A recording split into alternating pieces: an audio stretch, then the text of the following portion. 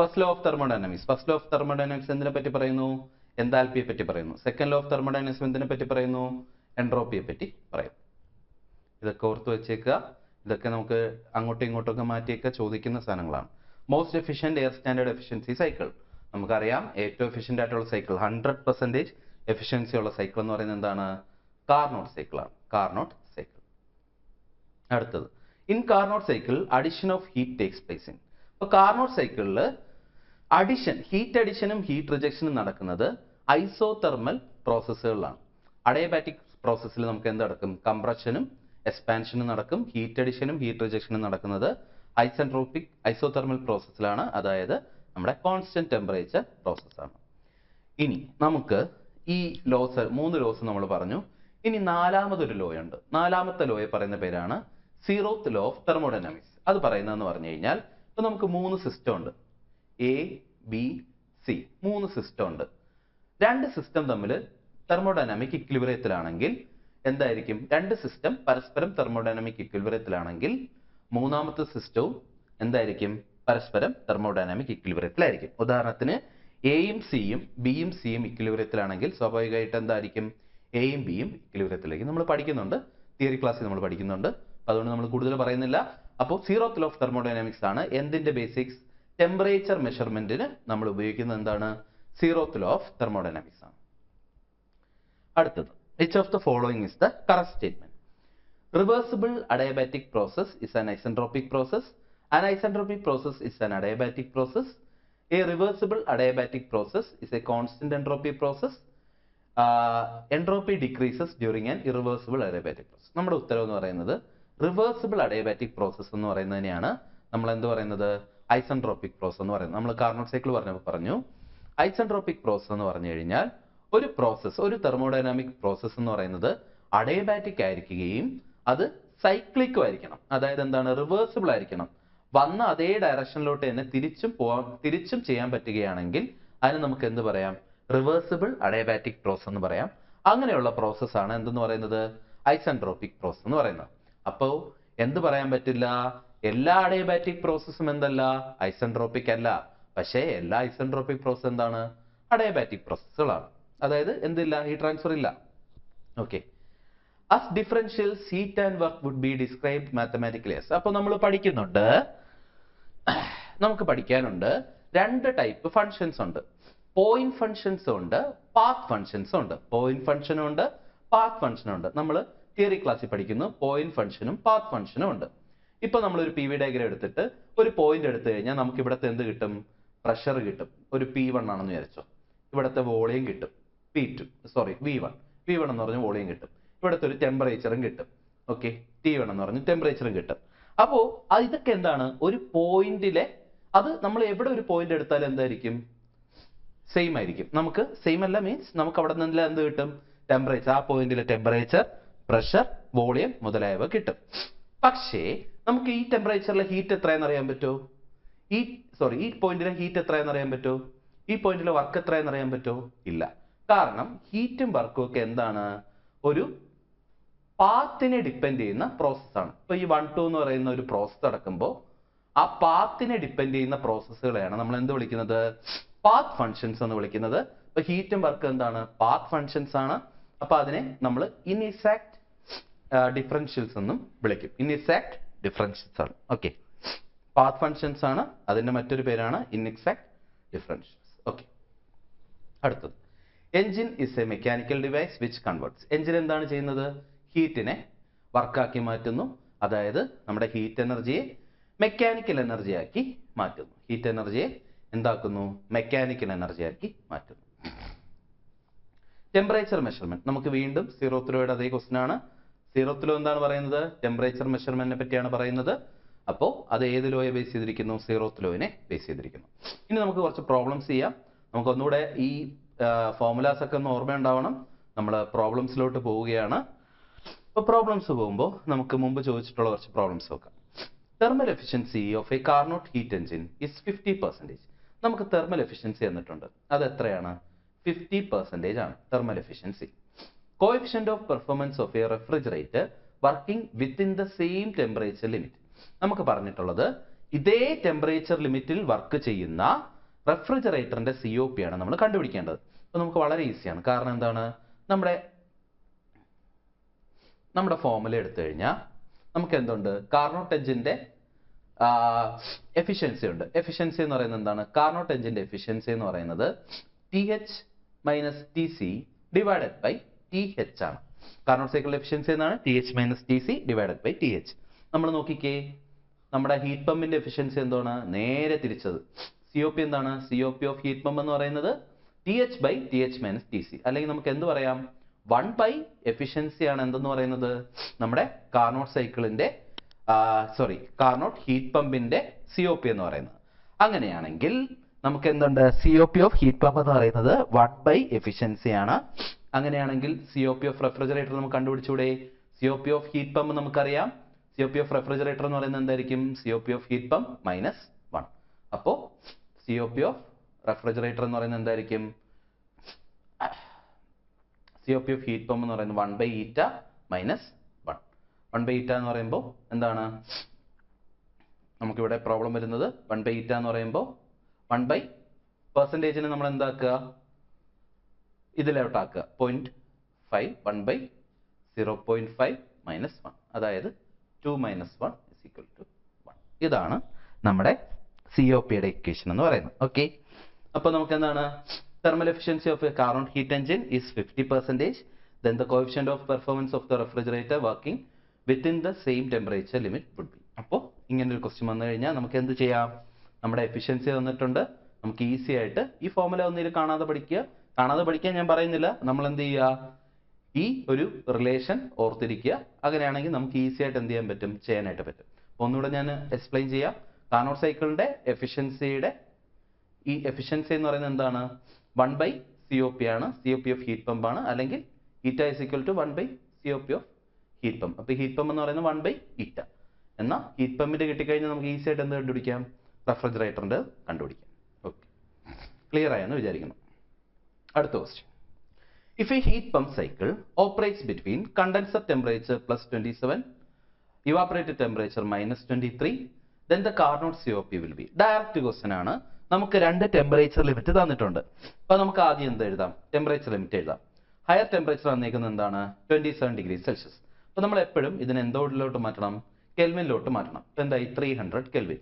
Lower temperature എന്താണ് വന്നിരിക്കുന്നത്, -23°C. അപ്പോൾ എത്രയാണ്, 23 -23 എന്ന് പറയുമ്പോൾ 250 കെൽവിൻ.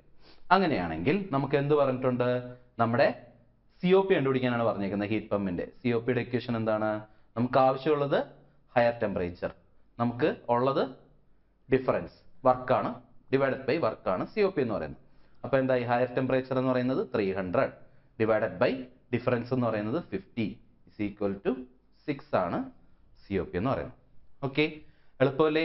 നമ്മളിപ്പോൾ കോൺസെപ്റ്റ് മനസ്സിലാക്കുക. നമുക്ക് ആവശ്യമുള്ളത് എന്താണ്, ഹയർ ആണ്, ഹീറ്റ് പമ്പ് ആണ് ആവശ്യമുള്ളത്, ഹൈ. നമുക്ക് ഡിവൈഡഡ് ബൈ വർക്ക് എന്ത് കിട്ടി, COP എന്ന് പറയുന്നത് ഡയറക്റ്റ് കിട്ടി. ഇനി അടുത്തത്, Carnot cycle refrigerator operates between 250 Kelvin 300 Kelvin. Is the coefficient of performance. നമുക്ക് റെഫ്രിജറേഷൻ ആണ്, നേരെ നമുക്ക് ഈ സംഭവം നേരെ തിരിയും. ഇവിടെ നമുക്ക് ടെമ്പറേച്ചർ കെൽവിനിൽ തന്നെ തന്നിട്ടുണ്ട്, നമ്മളൊന്നും ചെയ്യേണ്ട. നമുക്ക് ആവശ്യം COP ഓഫ് റെഫ്രിജറേഷൻ, നമുക്ക് ആവശ്യം എന്താണ്, ലോവർ ടെമ്പറേച്ചർ. നമ്മുടെ ഉള്ളത് എന്താണ്, വർക്ക്. അപ്പോൾ TH - TC, അതായത് 250 ഡിവൈഡഡ് ബൈ 50. അപ്പോൾ എന്താണ്, 5 ആണ് നമ്മുടെ COP എന്ന് പറയുന്നത്. ഓക്കെ, അടുത്തൊരു ക്വസ്റ്റ്യൻ നോക്കാം. A refrigerator working on A reverse Carnot cycle has A COP of 4. ഒരു റിവേഴ്സ്ഡ് കാർനോട്ട് സൈക്കിളിൽ വർക്ക് ചെയ്യുന്ന ഒരു റെഫ്രിജറേറ്ററിന്റെ COP എന്ന് പറയുന്നത് എന്താണ്, 4 ആണ്. അപ്പോൾ നമുക്ക് COP കിട്ടിയിട്ടുണ്ട്, 4 ആണ്.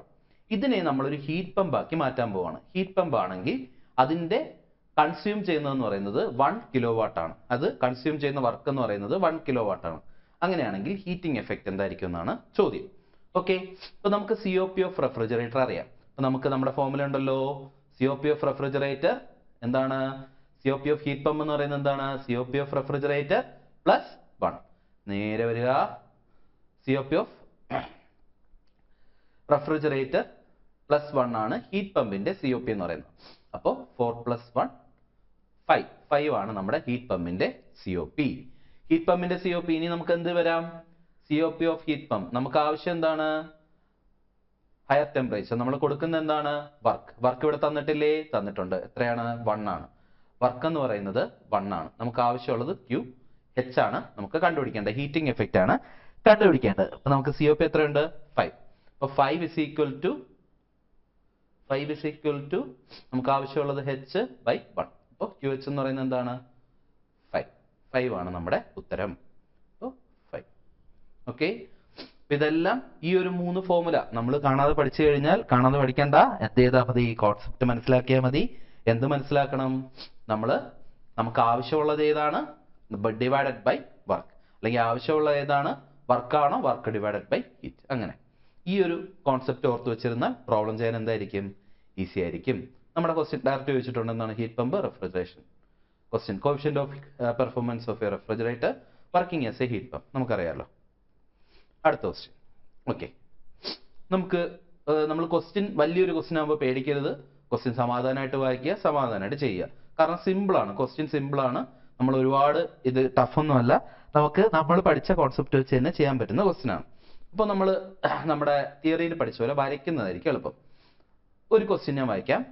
An irreversible heat engine extracts heat from a high temperature source at a rate of 100 kilowatt and rejects into a sink at the rate of 50 kilowatt. അപ്പോൾ നമുക്കൊരു ഹീറ്റ് എഞ്ചിൻ ഉണ്ട്. അപ്പോൾ ഞാൻ ഇങ്ങനെ വരയ്ക്കുവാണ്. ഇത് നമ്മുടെ ഹയർ ടെമ്പറേച്ചർ, അതിന് നമ്മൾ എന്ത് പറയും? സോഴ്സ് എന്ന് പറയും. ഇത് സിങ്ക്. നമ്മുടെ ഒരു ഹീറ്റ് എഞ്ചിൻ ഉണ്ട്, ഹീറ്റ് എഞ്ചിൻ ആശാനുണ്ട്. എന്താണ് നമ്മൾ വലിച്ചെടുക്കുന്ന heat? Rate of 100 kilowatt. Heat engine extracts heat from the high temperature source at a rate of 100 kilowatt. 100 kilowatt ആണ് നമ്മൾ ഇവിടെ നിന്ന് വലിച്ചെടുക്കുന്നത്.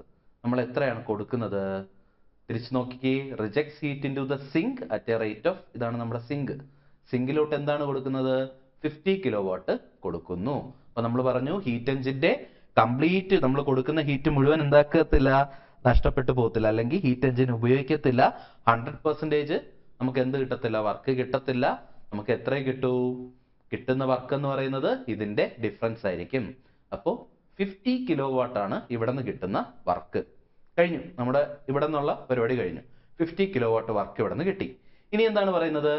entire work output of the heat engine is used to drive a reversible heat pump. നമ്മൾ ഇതിനി മായ്ച്ചാലും കുഴപ്പമില്ല, കാരണം നമുക്ക് എന്താണ്? നമ്മുടെ വർക്ക് കിട്ടി. വർക്ക് എത്രയാണ്? 50 കിലോവാട്ട് ആണ്. നമ്മൾ വീണ്ടും എന്ത് വരയ്ക്കുന്നു?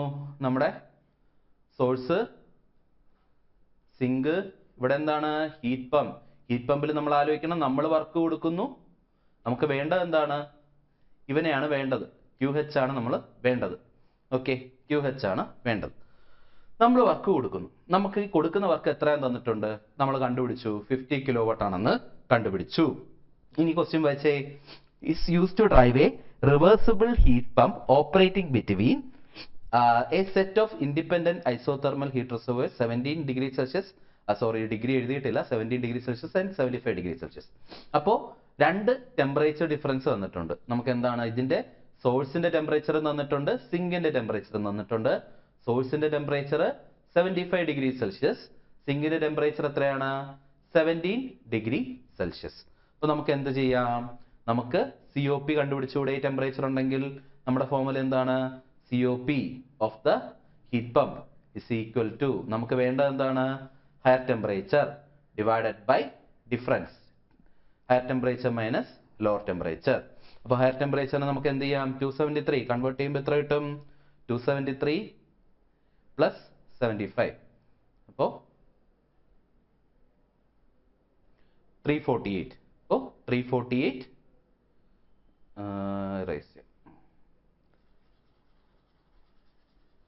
നമുക്ക് COP കിട്ടി. എത്രയാണ്? 348 ഡിവൈഡഡ് ബൈ ഡിഫറൻസ് എന്ന് പറയുന്നത് എത്ര വരും?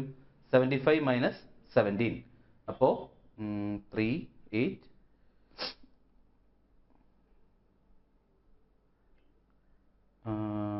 58 അല്ലേ? 58 ആണ് നമ്മുടെ ഡിഫറൻസ് എന്ന് പറയുന്നത്. അപ്പൊ നമ്മൾ ഇതിനെ ചെയ്യുമ്പോൾ നമുക്ക് എത്ര കിട്ടും? 3 4 34 6 കിട്ടും അല്ലെ? 6 ആണ് നമ്മുടെ COP എന്ന് പറയുന്നത്. നിങ്ങൾ ചെയ്തു നോക്കുക, 6 കിട്ടും. 6 ആണ് നമ്മുടെ COP എന്ന് പറയുന്നത്. അപ്പൊ നമുക്ക് എന്ത് കിട്ടി? ഹീറ്റ് പമ്പിന്റെ COP കിട്ടി. ഹീറ്റ് പമ്പിന്റെ COP കിട്ടിക്കഴിഞ്ഞാൽ നമുക്ക് എന്താണ് കണ്ടുപിടിക്കേണ്ടത്? നമുക്ക് വർക്കുണ്ട്, നമ്മുടെ കയ്യിൽ വർക്കുണ്ട്. നമുക്ക് എന്ത് കണ്ടുപിടിച്ചാൽ മതി? ഹീറ്റ് ട്രാൻസ്ഫർ കണ്ടുപിടിച്ചാൽ മതി. നമ്മുടെ കയ്യിൽ COP കിട്ടി, വർക്ക് കിട്ടി. നമ്മൾ എന്ത് ചെയ്യുക? ഹീറ്റ് പമ്പിന്റെ ഹീറ്റ് ട്രാൻസ്ഫർ കണ്ടുപിടിക്കുക. അപ്പൊ നമുക്ക് ഫോർമുല എഴുതാം. COP ഓഫ് ഹീറ്റ് പമ്പ് എന്ന് പറയുന്നത് എന്താണ്? നമ്മൾ കൊടുക്കുന്നത് വർക്ക്, നമുക്ക് കിട്ടുന്നത് ഹീറ്റ്. അപ്പോ QH എന്ന് പറയുന്നത് എന്തായിരിക്കും? COP into W. COP into work. COP 6, work 50, answer 300. എന്താണ് നമ്മുടെ ഉത്തരം? Option C. അപ്പൊ നമ്മൾ എന്ത് ചെയ്യുക? ഇതൊരു കുറച്ച് ഡിഫിക്കൽട്ട് ക്വസ്റ്റ്യൻ ആയിട്ട് നിങ്ങൾക്ക് തോന്നിയേക്കാം. പക്ഷേ ഇതൊന്നുമില്ല. നമ്മൾ എന്താണ് ചെയ്യുന്നത്? പ്രാക്ടീസ് ആണ് ചെയ്യുന്നത്. നമ്മൾ ഇതുപോലത്തെ ഒരുപാട് ക്വസ്റ്റ്യൻസ് എന്ത് ചെയ്യും? വീണ്ടും വീണ്ടും ചെയ്ത് ഇത് പഠിക്കും. അപ്പോ നമ്മൾ എന്താണ് ഇവിടെ ചെയ്തത്? ഞാൻ ഒന്നുകൂടെ ജസ്റ്റ് ഒന്ന് പറയാം. നമുക്ക് എന്തുണ്ടായിരുന്നു? ഒരു ഹീറ്റ് എഞ്ചിൻ ഉണ്ടായിരുന്നു. ഹീറ്റ് എഞ്ചിനിൽ നമ്മൾ കൊടുക്കുന്ന ഹീറ്റ് എന്തായിട്ട് മാറും? നമുക്ക് വർക്കായിട്ട് മാറും. അപ്പോൾ കൊടുക്കുന്ന ഹീറ്റിന്റെ ഡിഫറൻസ് 50 കിലോവാട്ട്. നമുക്ക് എന്ത് കിട്ടി? 50 കിലോവാട്ട് വർക്ക് കിട്ടി. ആ വർക്കാണ് നമ്മുടെ ഹീറ്റ് പമ്പിന് ഉപയോഗിക്കുന്നത്. ഹീറ്റ് പമ്പിന് 2 ടെമ്പറേച്ചർ തന്നിട്ടുണ്ടായിരുന്നു. നമ്മൾ അത് വെച്ച് എന്ത് ചെയ്തു? ഹീറ്റ് പമ്പിന്റെ COP കണ്ടുപിടിച്ചു. COP കണ്ടുപിടിച്ചിട്ട് നമ്മൾ എന്ത് ചെയ്തു? ഈ COPയിൽ നിന്നും നമ്മൾ അതിൽ കൊടുക്കുന്ന ഹീറ്റ് കണ്ടുപിടിച്ചു. ഇനി refrigerator working on reverse Carnot cycle has A COP of 4.5. COP വന്നിട്ടുണ്ട്. Work as A heat pump and consumes 1 kilowatt. Heating effect will be. Same question. നമുക്ക് എന്ത് തന്നിട്ടുണ്ട്? കാർനോട്ട് സൈക്കിളിന്റെ റെഫ്രിജറേറ്ററിന്റെ COP വന്നിട്ടുണ്ട്. എത്രയാണ്? 4.5. COP of refrigerator is equal to 4.5. It versus A heat pump. Heat പമ്പിന്റെ COP അപ്പൊ എത്ര? COP of heat pump എന്ന് പറയുന്നത് നമുക്കറിയാം. റെഫ്രിജറേറ്ററിന്റെ COP അധികം 1. COP ഓഫ് ഹീറ്റ് പമ്പ് എന്ന് പറയുന്നത് റെഫ്രിജറേറ്ററിന്റെ COP അധികം 1, 5.5. അങ്ങനെയാണെങ്കിൽ നമുക്ക് എന്തുണ്ട്? വർക്ക് എന്ന് പറയുന്നത് നമുക്ക് COPക്ക് ഒരു ഇക്വേഷൻ കൂടെ ഉണ്ട്. എന്താണ്? നമ്മൾ നമുക്ക് കിട്ടേണ്ട ഹീറ്റ് ഡിവൈഡഡ് ബൈ വർക്ക്. എന്താ പറഞ്ഞേക്കുന്നത്? Consumes 1 kilowatt. വർക്ക് എന്ന് പറയുന്നത് എത്രയാണ്? 1 കിലോവാട്ട് ആണ്. അങ്ങനെയാണെങ്കിൽ ഈ QH എന്ന് പറയുന്നത് എന്തായിരിക്കും? 1 ഇൻറ്റു 5.5. ഉത്തരം കിട്ടി. അപ്പോ എല്ലാം ഒരേപോലത്തെ ക്വസ്റ്റ്യൻ. കുറേ ക്വസ്റ്റ്യൻ നമ്മളിങ്ങനെ പഠിച്ചു കഴിയുമ്പോൾ നമുക്ക് എന്ത് ചെയ്യാം? ഈ ക്വസ്റ്റ്യൻസ് ഈസി ആയിട്ട് ചെയ്യാം. Refrigerator and heat pump operates between same temperature. COP of the pump is 4. COP of the refrigerator ഒന്നുമില്ല. നമ്മുടെ സിമ്പിൾ ക്വസ്റ്റ്യൻ. ഹീറ്റ് പമ്പിന്റെ COP വന്നിട്ടുണ്ട്. റെഫ്രിജറേറ്ററിന്റെ COP എന്തായിരിക്കും? 4 - 1, 3. നമ്മൾ ഇനി എക്സ്പ്ലെയിൻ ചെയ്യുന്നില്ല. 3. Okay. An industrial heat pump operates between the temperatures 27 degrees Celsius minus 13 degrees Celsius. Rate of heat addition and heat rejection are 750 watt, 1000 watt respectively. The COP of heat pump is. Okay. ഇതൊരു interesting question ആണ്. കാരണം ഇവിടെ നമുക്ക് എന്താണ് കണ്ടുപിടിക്കേണ്ടത്? ഒരു heat പമ്പിന്റെ COP ആണ് കണ്ടുപിടിക്കേണ്ടത്. അപ്പൊ നമുക്ക് ഇവിടെ എന്ത് തന്നിട്ടുണ്ട്? COP കണ്ടുപിടിക്കാൻ നമുക്ക് ടെമ്പറേച്ചർ പോരെ? മതി. COP കണ്ടുപിടിക്കാൻ നമുക്ക് ഹീറ്റ് റിജക്ഷനും ഹീറ്റ് അഡിഷനും പോരെ? മതി. അപ്പൊ നമുക്ക് രണ്ട് ഇവിടെ തന്നിട്ടുണ്ട് അല്ലേ? ഹീറ്റ് അഡിഷനും തന്നിട്ടുണ്ട്, ഹീറ്റ് റിജക്ഷനും തന്നിട്ടുണ്ട്, പിന്നെ എന്ത് തന്നിട്ടുണ്ട്? COPയും തന്നിട്ടുണ്ട്. അപ്പോ നമുക്ക് കൺഫ്യൂഷൻ ആവും. കൺഫ്യൂഷൻ ആവണ്ട. നമുക്ക് ടെമ്പറേച്ചർ വെച്ചിട്ടുള്ള ഈ രണ്ട് കേസും തരുമ്പോൾ ടെമ്പറേച്ചർ വെച്ചിട്ടുള്ള COP ആണെങ്കിൽ നമ്മുടെ ക്വസ്റ്റ്യൻ എന്തായിരിക്കും? Theoretical COP എത്രയാണെന്നുള്ളതായിരിക്കും. Theoretical COP. ഇവിടെ എന്താണ്? COP of heat pump. COP of heat pump എന്ന് പറയുന്നത് എന്താണ് ഉദ്ദേശിക്കുന്നത്? ആക്ച്വൽ COP ആണ്.